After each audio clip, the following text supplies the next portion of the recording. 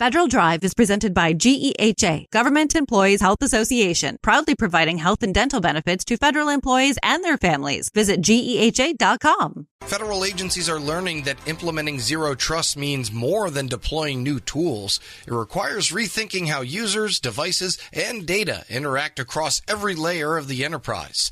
In a recent conversation with Federal Drive host Terry Gerton, Steve Shirley and J.R. Williamson unpacked how agencies are moving beyond compliance checklists to embrace zero trust as a living, evolving model for secure operations. Steve is Executive Director of the National Defense Information Sharing and Analysis Center.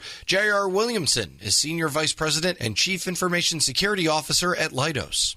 The National Defense ISAC is a nonprofit, non-federal entity established and funded by its member companies to support their collective cybersecurity and resilience against all hazards.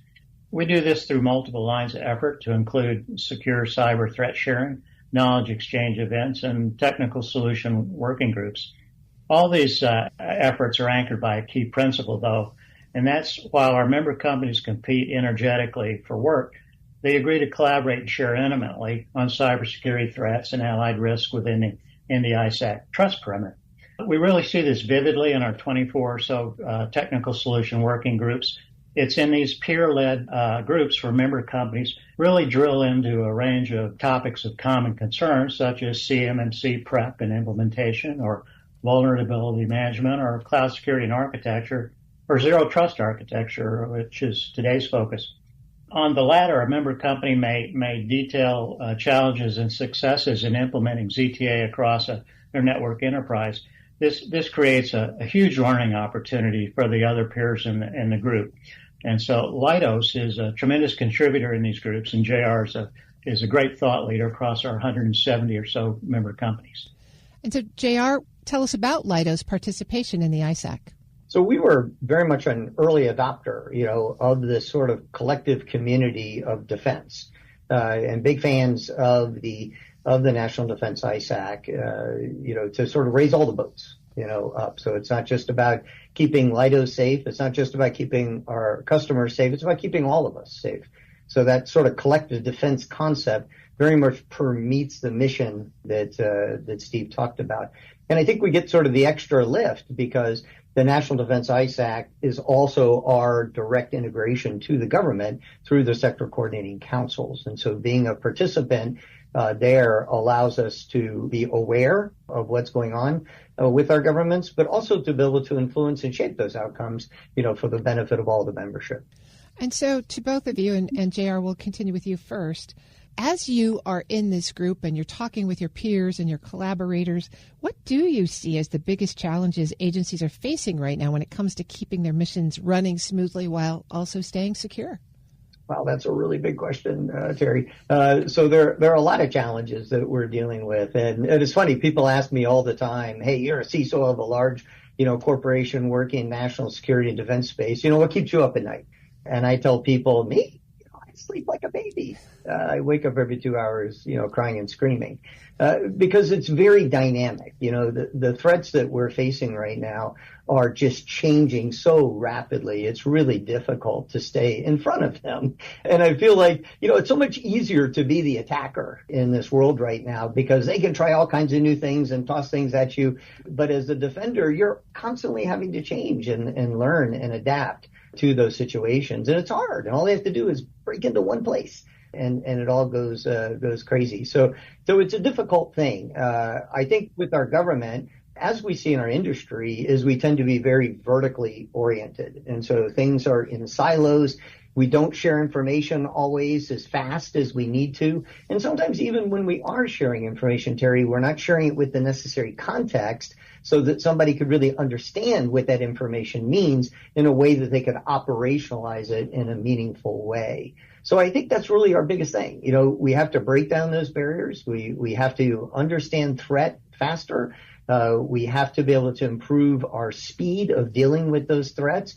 And sharing is caring. We have got to open up the aperture on trust.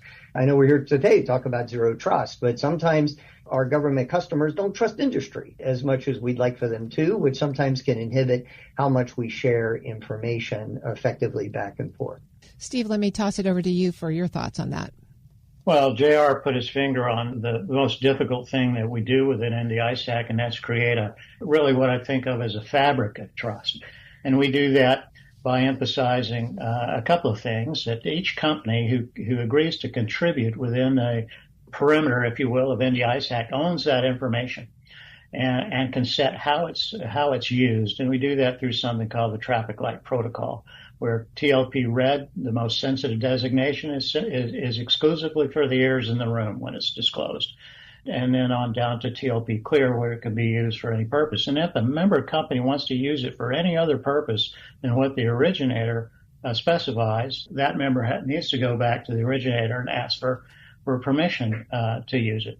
We also have, as you'd expect within an industry organization, a very carefully nurtured non-disclosure agreement, both at the corporate level, but also the participants in each Lidos ISAC activity.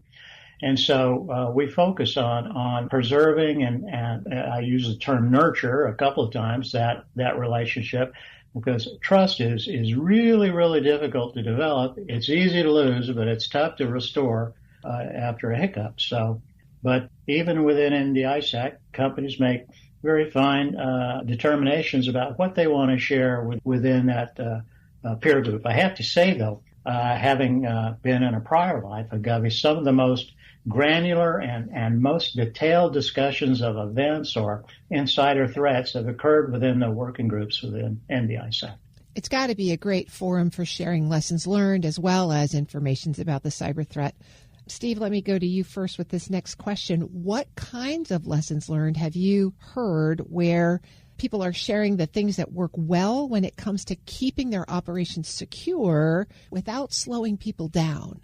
Well, every company comes into Lidos ISAC with their own maturity level. We have at one end the very largest companies like Lidos and peers on down to smaller companies who are somewhere in the supply chain of one of those larger companies. So one of the things that we often see in a technical working group is Company X details, here's the challenge I had with zero trust architecture and how I found that my plan didn't survive first contact with implementation. The other peers in that group are taking notes about that. And I should also add that our working groups are led not by a staffer on Lidos ISAC. They're led by subject matter peers within the member companies.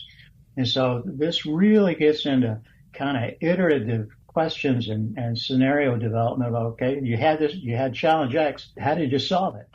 And so the other people, the companies listening to that really, it saves them a solo voyage of discovery and cost, which, and to JR's earlier point, everyone else in that group is now on that learning curve about the experience of one of their peers. So it's really cool to watch. And JR, obviously you're the CISO for one of those big companies, but a company that works with lots of government agencies. What's your best advice for how they balance security and mobility? Well, I'd say two things, maybe 20. But the first is that bringing these teams together, as Steve mentioned, is really critical for success. So again, we solve it sort of once where we can all do it in a standard, consistent way, which is great because that really feeds the collective defense modality that is really the purpose of the National Defense ISAC. And so I think that's great. And really for the second is that we have to build solutions that ultimately enable these mission outcomes. And to do that, because the mission can be very dynamic and change, even though the outcomes are typically very specific, but how we go about achieving those can change. So it's very important for us to be adaptable, to those kinds of things. So how do you do that? You adopt a risk-based approach, to it. So all of our security paradigms are based on risk. And look, I'm an engineer by trade. What engineers do, we make up words. I made up a word called riskacity. And so riskacity is really about the elasticity of rigor based on risk. And so when risk is high, rigor needs to be high. Why? Because we need to assure an outcome. And to do that, we have to do proper prior planning to prevent piss poor results. And so when risk is up, rigor's up. But equally true, when risk is down and risk is not very high, we shouldn't be applying all that rigor.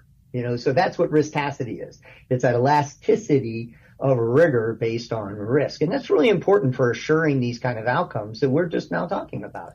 Get it risk-based, make sure that it follows the principles of riskacity. It's built in a way that we're using automation to speed up those things that are very repetitive and simple to do, and to provide very consistent outcomes. Make sure that we build resiliency into these solutions, because as Steve said, your plant doesn't survive first contact and it has to adapt. So again, I think focusing on those mission outcomes first and building resiliency into those solutions is ultimately how we get to the answer that we need. JR, let me pick up with you, because zero trust really is this big buzzword in cybersecurity, but putting it into practice seems to me to not always be easy. So what do agencies need to really get right to make zero trust work in the real world? Terrific question, Terry. Well, first of all, let me just start with saying I am not a big fan of zero trust. That term, that phrase, we've been doing the key principles of how we maintain and build safety in our environments forever, long before this buzzword showed up called zero trust. In fact, I actually prefer the term earned trust or managed trust over zero trust. It's hard to get anything done when we have zero. Zero times anything equals zero. So it's really hard to collaborate with zero. But I get the point. The intent of the messaging is to say that we start that collaboration, we start that conversation with nothing. And now we have to build it. We have to earn that trust. We build that trust so that we can actually get something done together in a collaborative setting. So that's really sort of the idea behind of it. And if we sort of use like a building analogy, in the old days, you'd have a key, to come into the building. You'd sort of unlock the door. Maybe if you had a fancy one, you had a key card that you can open up the door. But once you got in, you were pretty much had access to everything. And in today's sort of modern zero trust world, you don't have access to anything. First of all, we're going to challenge you at the front door. We're going to ask you a whole lot of questions. You're going to present a whole lot of identity information and context-aware kinds of attributes, and then maybe we'll let you in. But then once you get in, every door now is armed. Every door is restricted. We have cameras. We have sensors. We are assuring that your behavior and what you're doing is appropriate for the accesses that you're requesting to do. And oh, by the way, in the old days, if we had a fire in that building, the building would typically burn down. In a zero trust architecture, if we had a breach or we had a concern in one area of the environment, it would be isolated and contained. So we wouldn't lose the whole building. We would contain it into just that area. So zero trust ultimately then is about building up and earning the accesses that are essential to get something done at the moment that you need to get it done. So what does it take, to get to what you need? You have to have strong identity and access management. It's a core foundation. And yes, we've been doing identity and access management long before zero trust was a thing. But you have to have that identity and access management in place in order to be successful with your zero trust model. Remember, we talked a little bit about risk-based analysis and assessment. Huge in this area here, because you can't defend everything, or shouldn't even try, at the same level. So you want it based on your risk classifications, make sure you provide the right mechanisms in place. You have to know where your data is. You have to know what your data is. You have to label it, and you have to persist policies around controlling that data. You have to have dynamic access policies that can change based on these threats that you're dealing with every day. Long gone are the days where I would just control it all at one level, at one time, in one place, and just leave it forever. That doesn't work that way. So it has to be very threat-based and mission outcome in order to defend and protect it. And we build resiliency, into these models, because, threats will affect outcomes that we have based on just our normal operation of these environments. So strong asset management, strong data management, strong identity management, good monitoring, effective governance and policy and training of the people who are using these systems. These are really the keys, I think, to being successful. And the beauty is, for our government and mission areas, we've got a fantastic document that NIST put together. It's 800-207 that really lays out these core principles of zero trust. And I think the thing I would leave you with on this one is just recognizing that, zero trust as a concept is very powerful. But it is really difficult and hard to get right. And so it's important that we both embrace and understand what those principles are so we can focus, back to riskacity, on the right areas of highest risk and make sure that we are building these solutions, for the outcomes that we need. And I think it begins, Terry, with a strong mindset towards both continuous improvement, continuous validation of identity and access management, the right culture that understands the need to protect these mission outcomes. We need to know where all our users are, where all our devices are, where all their applications are, and of course their corresponding data. And we have to have the ability to enforce policy in a very dynamic way. So that sort of learning culture and that mindset around safety is essential to any zero trust initiative. Thank you, JR. Steve, JR has just rattled off a long list of important characteristics, organizational indicators, but he also said earned trust. So, JR, I'm using your words back. Earned trust is hard to get right. You oversee this interagency, intercompany collaboration space. How are you seeing organizations share what they are accomplishing in the earned trust space and still keeping their data and their missions protected? Well, that's kind of a tough question in terms of giving a 10-word answer. There's an old chestnut about the military commander walks into the unit and says there will be good morale. And so the obverse of that, of course, is that to generate that takes a whole lot of things on the part of the group to get right. And so, it's in terms of the community of interest that is the National Defense ISAC, it's not as though the director can walk in and say there will be trust. That trust is a carefully developed and nurtured artifact of setting the stage with an architecture of collaboration that depends, to start with, again, going back to those sorts of the rule sets I talked about in terms of appropriate non-disclosure agreements and appropriate setting where the originator or discloser of the information believes their interests are attended to within that setting. You almost see a process of evolution when a new company and their teammates arrive in an NDISAC working group. At first, it's like a junior high school dance. Their backs to the wall, and geez, I'm not going to say a thing.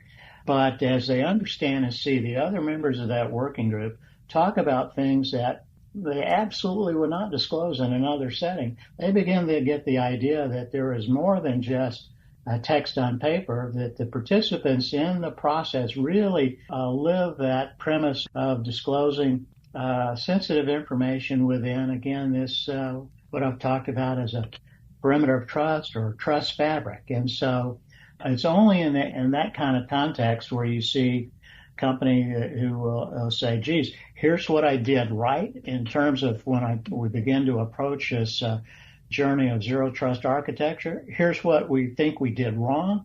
Here's some of the tools we trialed and discarded. Here's where we ended up. And so while they're discussing this, they're getting inputs from their peers about, well, how did you come to that determination? What made you take that fork in the road versus this other? And so when you see that work in a setting, it really is gratifying to see that. And again, the different participants in that group are coming to that discussion with different maturity levels in many cases, and some are able to operationalize those lessons in different ways, and others are using it to inform, okay, here's what I see I have to do on my cybersecurity journey, and maybe I'm not ready for X, but maybe I'm ready for Y. That's kind of a word picture, I guess. I'm sorry, but I can't get the middle school dance metaphor out of my head. But yes, that's a great word picture. JR, let me come back to you, and I want to ask you to think forward a few years. What do you think will be the biggest shift, whether it's in technology or mindset, as you talked about, or policy, that agencies need to prepare for to stay secure and resilient? I think it's about the data. And ultimately, what's going to happen over the next few years as we adopt more machine learning algorithms into understanding our data. We do a better job of data classification and data labeling. We use artificial intelligence to help do some sense making around this. I think that's the big change. I mean, right now, Terry, we are drowning in data and starving for insights. And so this type of tooling can really help us get the insights. And the insights are essential to making decisions.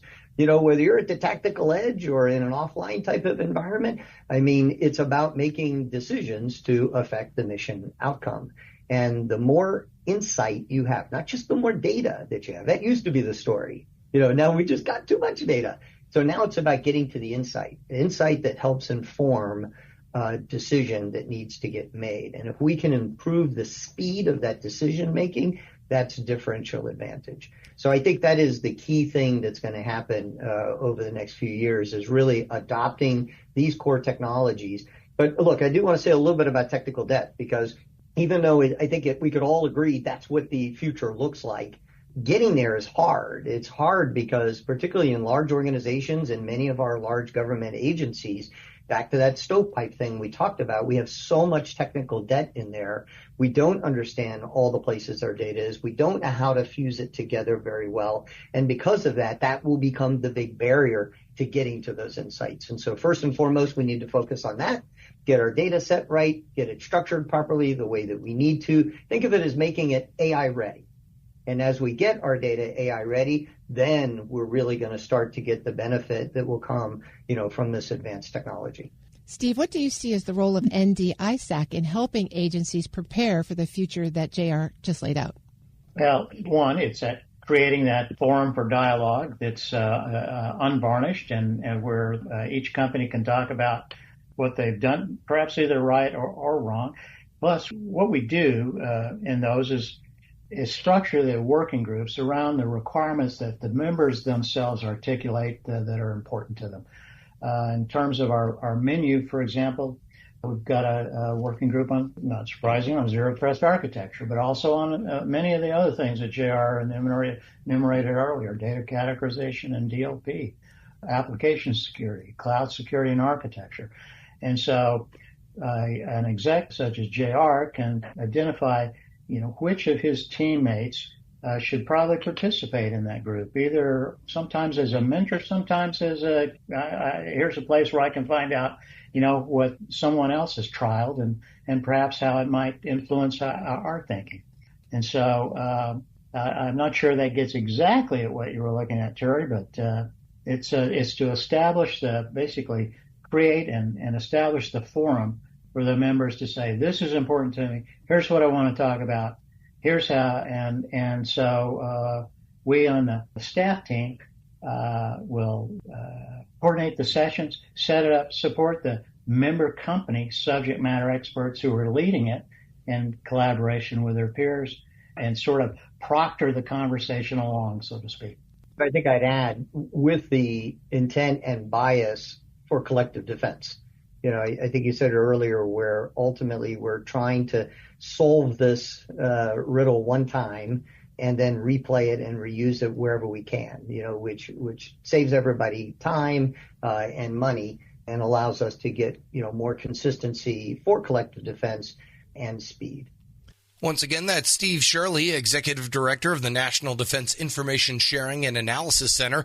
J.R. Williamson is Senior Vice President and Chief Information Security Officer at Lidos, speaking there with Federal Drive host Terry Gerton.